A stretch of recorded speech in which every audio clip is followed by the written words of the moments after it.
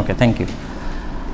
জীবনানন্দ দাশের জন্ম হচ্ছে বরিশালে, যদিও হচ্ছে কি ওনার জন্ম যেহেতু 1899 খ্রিস্টাব্দে, তখন আসলে হচ্ছে কি বাংলাদেশ তো স্বাধীন হয়নি, তার মানে হচ্ছে কি উনি বরিশালের কথা বলছি সেটা তাহলে হচ্ছে কি যে ভারতের মধ্যে ছিল, কলকাতার মধ্যেই ছিল।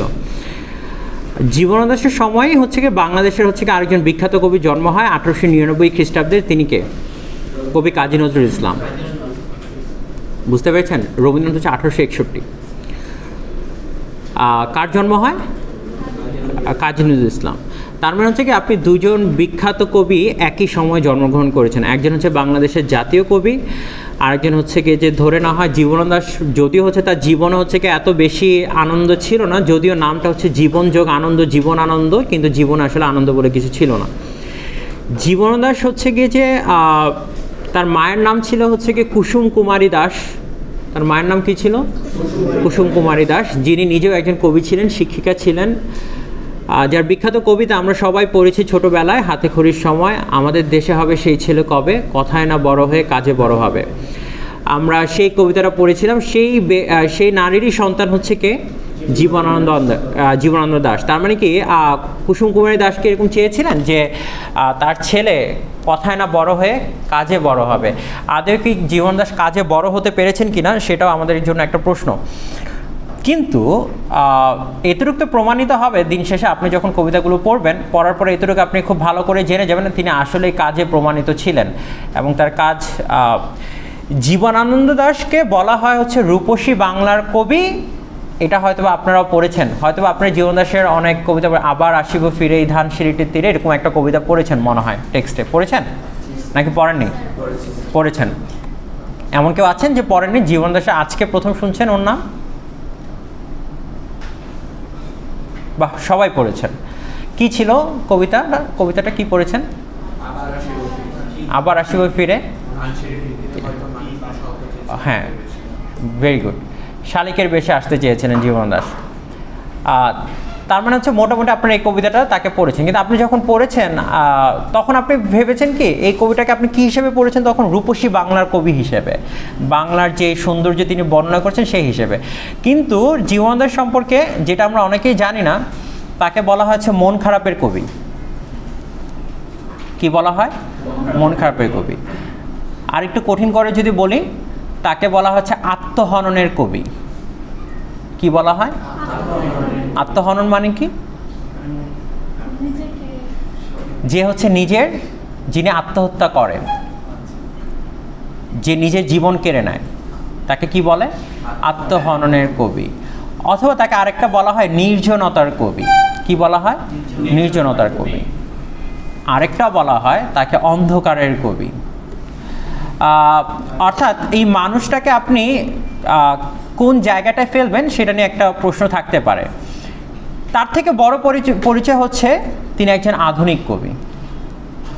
আর তার থেকে বড় পরিচয় হচ্ছে তিনি অনেকের, আজকে যারা জীবন সম্পর্কে জানছেন, জানার পরে আপনার নিজের অজান্তেই যে মানুষটাকে আপনি পুরো সারা জীবনই মোটামুটি হচ্ছে কি তাকে পড়বেন, তাকে খুঁজবেন, তিনি হচ্ছেন জীবনানন্দ দাশ। মানে that much powerful he is actually. আপনি তার কবিতা এমনিই ভালো লাগবে আপনার কাছে বাই ডিফল্ট, আপনি যেই হন। আপনি খুব নিম্নমানের পাঠক হলেও তার কবিতা আপনাকে, মানে আপনি তার কবিতা পড়বেনই। এবং এখানে অনেকে জানার পর থেকে হচ্ছে কি যে আপনি বুঝতে পারবেন যে এই ব্যক্তিটা মনে হয় আমিই ছিলাম। জীবনানন্দ দাশ আমাদের কাছে মনে হয় হচ্ছে তিনি একজন অলিক কবি ছিলেন, খুব আশ্চর্যজনক কবি ছিলেন। জীবনানন্দ দাশের আজ পর্যন্ত বাংলা সাহিত্যে জীবনানন্দ দাশের, আমি বেট দিয়ে বলতে পারি, এরকম কবিতার লাইন আজ পর্যন্ত বাংলা সাহিত্যে এখন পর্যন্ত জন্ম হয়নি। আপনি রবীন্দ্রনাথের কথা বলতে পারেন, I am sorry to say with due respect Rabindranath Tagore, আর তিনিও এই ধরনের লাইনের জন্ম দিতে পারেননি। জীবনানন্দ দাশ যে লাইনের জন্মটা দিয়েছেন, তার মতো এত সুন্দর করে বাংলাদেশে এখনও যখন কোনো রোমান্টিক কবিতা পড়া হয়, তার মতো করে এত সুন্দর করে আমি বেট দিয়ে বলতে পারি এরকম কবিতা কেউ লিখতে, ইভেন তিনিও আর লিখতে পারেননি এই কবিতার লাইনটা। অনেকে চেষ্টা করেছেন তার মতো একটা কবিতার লাইন যদি লেখা যায়, হাজার বছর ধরে আমি পথ হাঁটিতেছি পৃথিবীর বুকে।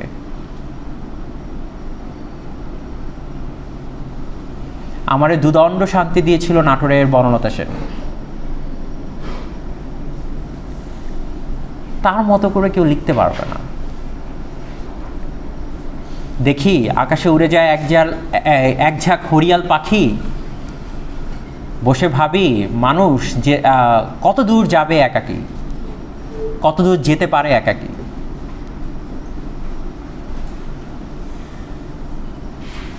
আপনি কখনো এই জিনিসটা মানে, অথবা যদি আমি বলি আমরা যে কবিতাটা আজকে মানে একটু টাচ করব, সেটা হচ্ছে 8 বছর আগের একদিন।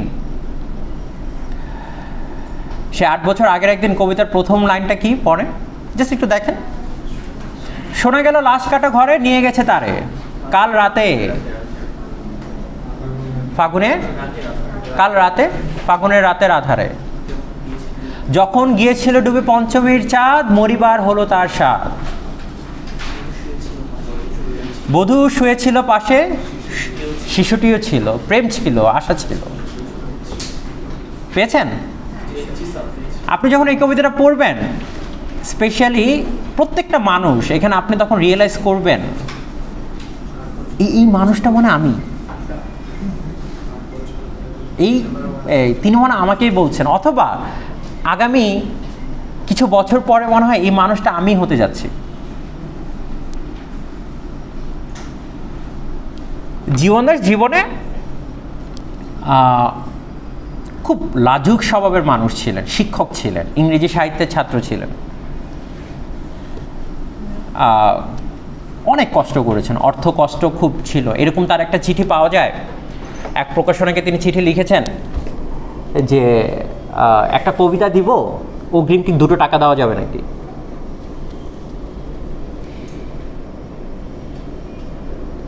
তার সাথে তার সমসাময়িক কবি ছিল, তাকে বলা হয় কল্লোল যুগের কবি। কল্লোল যুগের কবি এই জন্য বলা হয়, বাংলা সাহিত্যে একটা নতুন আবির্ভাব ঘটে, মানে সাহিত্যে রবীন্দ্রনাথ বললাম জন্ম কবে, 1861-তে। রবীন্দ্রনাথ বললাম এক্সিস্ট করে জীবনদাস যখন কবিতা লেখে, বুঝেন। নোবেল প্রাইজ পেল রবীন্দ্রনাথ 1913 খ্রিস্টাব্দে। জীবনদাসের বয়স তখন 14 বছর। বেড়ে উঠছেন জীবনানন্দ দাশ। রবীন্দ্রনাথ হচ্ছে বাংলা সাহিত্যের এমন একটা বটগাছ, বিশাল বড় বটগাছ, কিন্তু বটগাছের একটা সমস্যা আছে। এই বটগাছের নিচে যারা জন্মায়, যে গাছগুলো জন্ম নেয়, তারা কখনো বড় হতে পারে না। বটগাছ এত বিশাল, আশেপাশে যে গাছ, বটগাছের আশেপাশে দেখবেন গাছ থাকে, কিন্তু এগুলো ছোট ছোট, এগুলো কখনো বড় হতে পারে না, কারণ মাটির থেকে পুরো ছায়া, সূর্যের আলো যা আছে সব কে নেয়, বটগাছ নিয়ে নেয়। আর বটগাছের নিচে যারা থাকে তাদের কথা আমি আপনি কখনোই ভাবি না, চোখে পড়ে শুধু ওই বটগাছ। বাংলা সাহিত্যে রবীন্দ্রনাথ এমন একটা বটগাছ ছিলেন, চোখে পড়ে কাকে, শুধু রবীন্দ্রনাথকে। প্রথম একটা কাব্যগ্রন্থ প্রকাশ করলেন ঝরা পালক, এটা হচ্ছে জীবনদাসের প্রথম কাব্যগ্রন্থ। চিঠি লিখেছিলেন রবীন্দ্রনাথকে, শ্রদ্ধেয় কবি লেখে যে যদি এই কাব্যগ্রন্থ সম্পর্কে যদি রবীন্দ্রনাথ 2-1টি লাইন লিখে দেয়, 2-1টি বার বলে দেয় কবিতাটা কেমন হয়েছে। রবীন্দ্রনাথ তখন উত্তর দিয়েছিল, ঝরা পালক আমার কাছে পৌঁছিবার পূর্বেই ঝরিয়া গেল। আন্ডার এস্টিমেট করেছিলেন, ছোট করেছিলেন, কষ্ট পেয়েছিলেন জীবনদাস, তারপর খুব সম্মান করতেন। আবার যখন বনলতা সেন কাব্যগ্রন্থ লিখলেন, আবার পাঠিয়েছেন রবীন্দ্রনাথকে সম্মানার্থে। খুব লাজুক স্বভাবের কবিতা ছিলেন, নিজে চাইতেন না কবিতাগুলো পাবলিশ হোক। তার মৃত্যুর পরে গিয়ে প্রায় 3400টি কবিতা প্রকাশিত হয়েছে, তার ট্রাঙ্ক থেকে বের করা হয়েছে।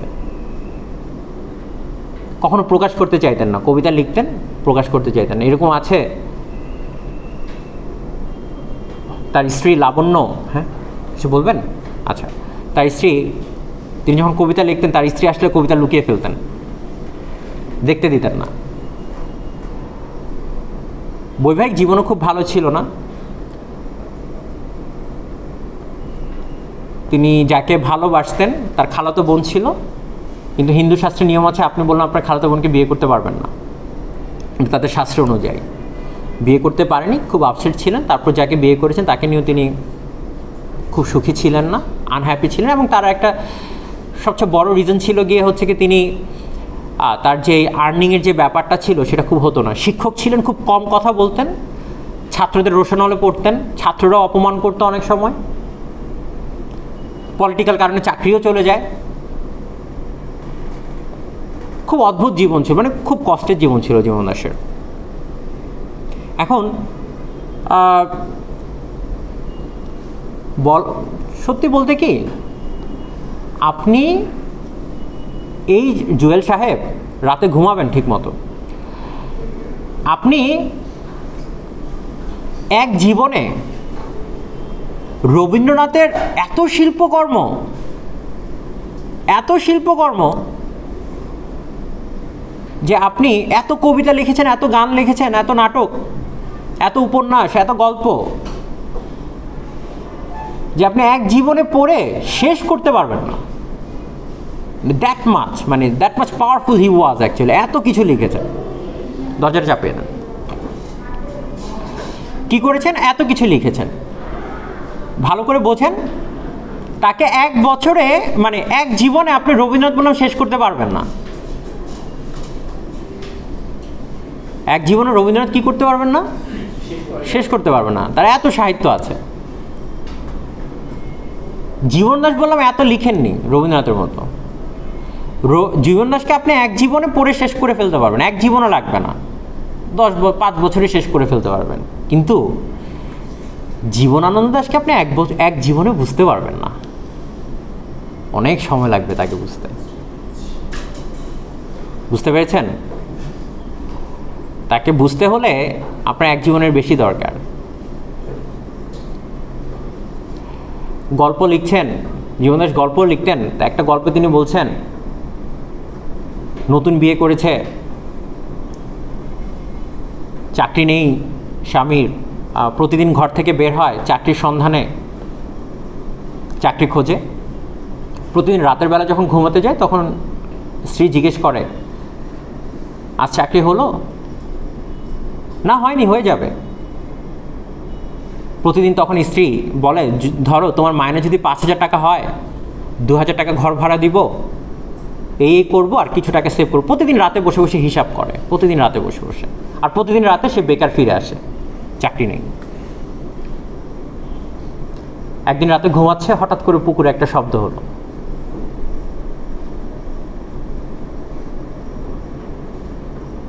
সেই স্ত্রী আত্মহত্যা করলো। আর সে কি ভাবছে? সে ভাবছে কষ্ট হয়েছে, আত্মহত্যা করেছে, কিন্তু বেশ হয়েছে। মরে গিয়ে অনেক সময় মানুষ বেঁচে যায়। জীবনের গল্পগুলোকে আমরা, গল্প বলেন, কবিতা বলেন, আমরা এই ধরনের হিন্টসগুলো পাবো। মানুষের যে কষ্টগুলো, যে কথা কেউ বলে না, যে কথা কেউ শোনায় না, সে কথাগুলো যেন জীবন দাস বলছে। আপনি যখন জীবন দাসের লাইন পড়বেন তখন মনে হবে কি, আচ্ছা ওকে একটু লুকিয়ে পড়ি, কারণ ও তো আমার কথাই বলতেছে। মানে সর্বসাকুল্যে পড়া যাবে না, সর্বজনীনভাবে পড়া যাবে না, একটু গোপন করে পড়ি।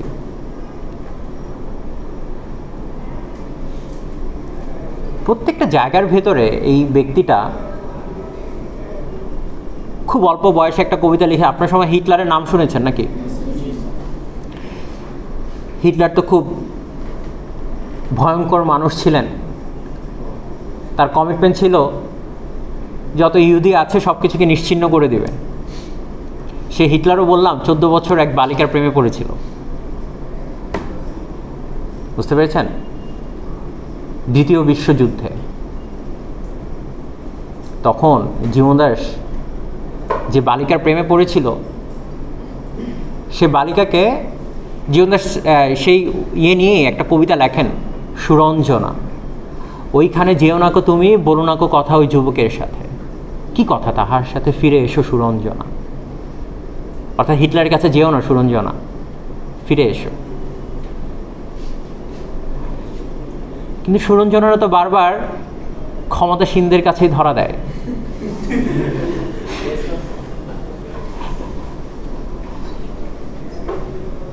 নাকি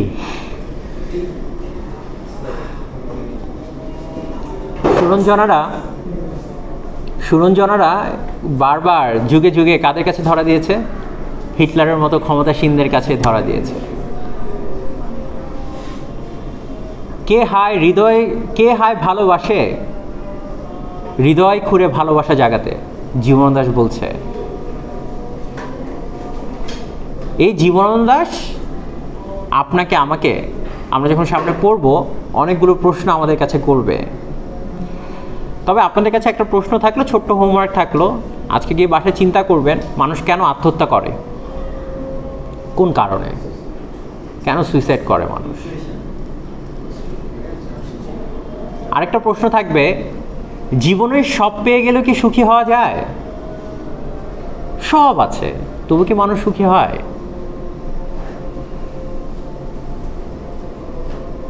আবার জীবনে সব কিছুই নেই, কিচ্ছু নেই, মানুষ কি আসলে অসুখী হয়? এই প্রশ্নগুলোর উত্তর ক্লাসে নিয়ে আসতে হবে। বুঝতে পেরেছেন? সব আছে, প্রেম ছিল, শিশুটিও ছিল।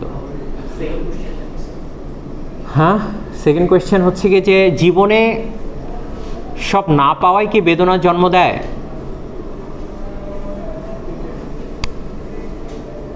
মানুষ কি কিছু না পেলেই আসলেই অসুখী হয়ে যায়? আর জীবনে সব কিছু পেলেই কি আসলে সুখী হওয়া যায়? সুখ তুমি কার?